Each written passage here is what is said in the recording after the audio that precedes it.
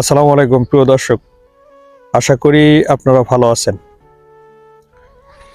বাংলাদেশের অর্থনীতিবিদরা এবং বিশ্লেষকরা, বাংলাদেশ ব্যাংকের governor doctor Ahsan H Mansur সহ যে সকল বিজ্ঞ তালেবর অর্থনীতিবিদ আছেন, তারা আসলে টালমাটাল এবং তারা বর্তমান পরিস্থিতিতে ভাবতে ভাবতে এবং টেনশনে, এত পরিমাণ টেনশনে যে তাদের মানে ভাবনাটা এখন একটা লেয়ারকে অতিক্রম করতেছে এরকম, এবং তাদের মাথার ভিতরে প্রচন্ড চাপ। আসুন কি জন্য চাপ এই অর্থনীতিবিদদের এবং বিশ্লেষকদের একটু আলোচনা করি এবং আলোকপাত করি যে কি জন্য তাদের মাথায় এত চাপ। কারণ বাংলাদেশের এই যে ত্রয়োদশ জাতীয় সংসদ নির্বাচন হচ্ছে এবং নবম পে স্কেল এবং ত্রয়োদশ জাতীয় সংসদ নির্বাচন দুটি অত্যন্ত গুরুত্বপূর্ণ একটা বিষয়।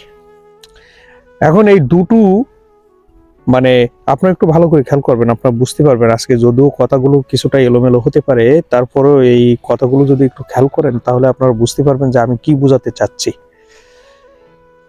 বাংলাদেশের ত্রয়োদশ জাতীয় সংসদ নির্বাচন এবং এই নবম পে স্কেল একে অপরের সাথে ওতপ্রোতভাবে জড়িত। একটাকে বাদ দিয়ে আরেকটাকে ভাবা যায় না। হ্যাঁ, এটাই বলছি।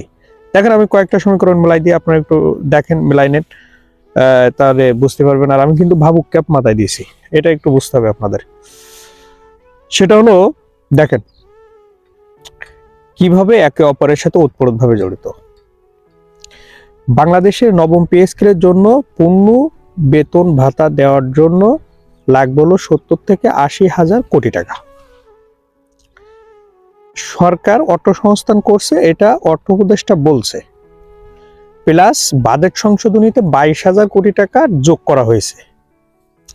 তাহলে যদি 70 থেকে 80,000 কোটি টাকা লাগে, 22,000 কোটি টাকা যদি বাজেট সংস্থান থেকে যোগ করা হয়ে থাকে, তাহলে মনে করেন যে আর এখনো 60,000 কোটি টাকা।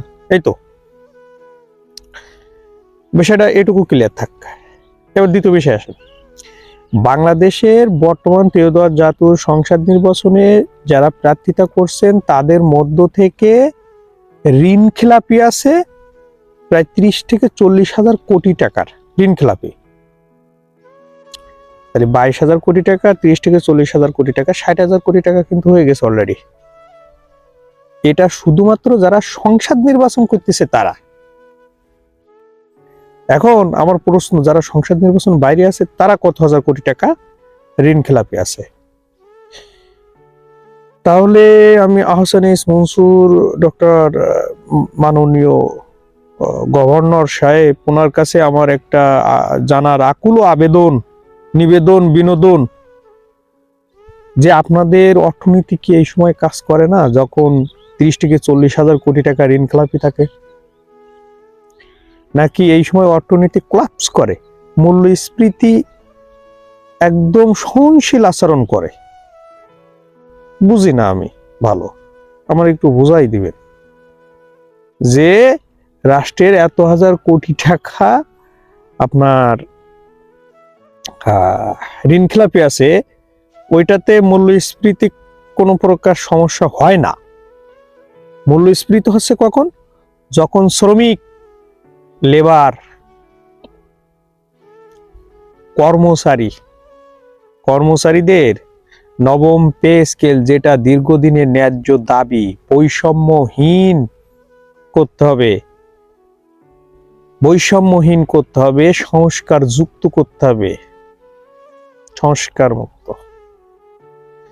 করে এই নবম পে স্কেলটা যখনই দাবি করে, তখন আপনাদের অর্থনীতির বড় বড় তালেবর যে সকল বিশ্লেষণ দেয়, তাতে তো মনে হয় যে বাংলাদেশ ঢুসে পড়ে, বাংলাদেশ থাকেই না।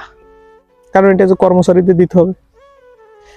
কিন্তু কর্মচারীদের এই দাবিটা এবং এই অধিকারটা, এই যে তারা যৌক্তিক একটা দাবি করছে বা তাদের ন্যায্য অধিকারটা করছে, এটা থেকে আপনারা যে বঞ্চিত করে রাখছেন, এই যে ঋণ খেলাপিদের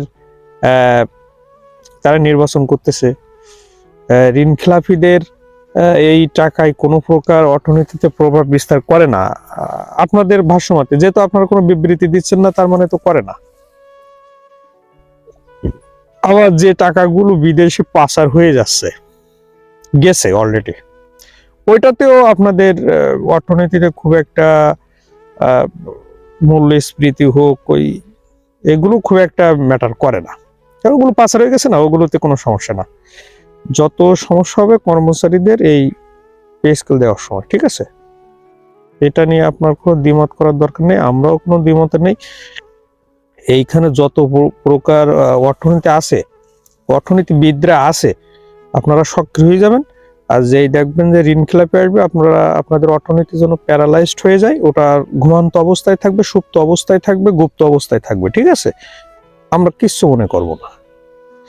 তো দর্শক, ভালো থাকবেন, এবং আপনারা একটু জেনে থাকলে এই বিশ্লেষণটা আমাকে একটু বুঝাই দেবেন। আমি আসলে বুঝি না, ভালো গরিব মানুষ তো, ভালো বুঝি না। আসসালামু আলাইকুম।